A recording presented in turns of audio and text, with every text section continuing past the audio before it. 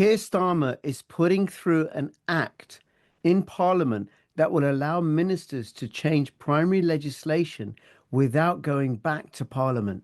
He's doing this to prevent a future king from restoring sovereignty to the peoples of the British Isles.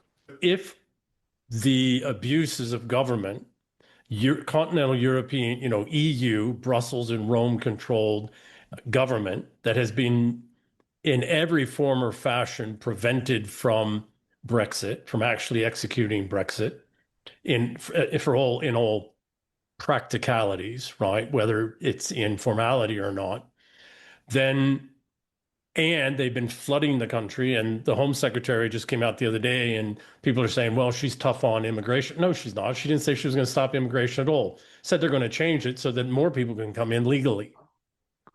So she's basically stated that the intent of the government is to increase the legal pipeline, which means to not stop immigration, not reverse immigration, but to just formalize more of the illegal immigration. Okay, well, that's against the will of the people, and there is not much more that the peoples of the Isles, the heritage peoples, can take.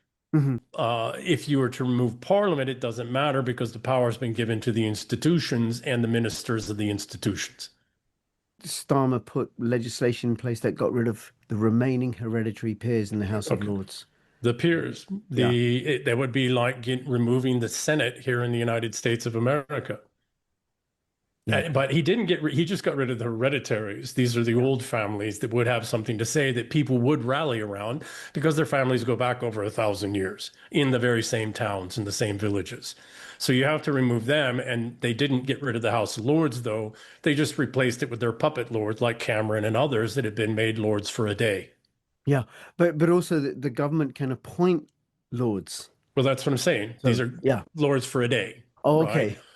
Right. Yep. They're lords for their lifetime, and then they're not lords after, but they're made by the government from government people or just shitty human beings that are all in on it.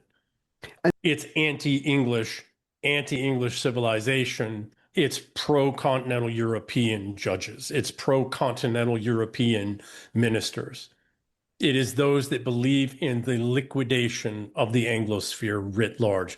And that goes once it's settled into the islands there, it's already happening in Canada. It's already happening in Australia. It's already well down the pathway in New Zealand. And so whatever powers that are there through the Commonwealth will be abrogated to the government, and then they will move to liquidate the entire Anglosphere.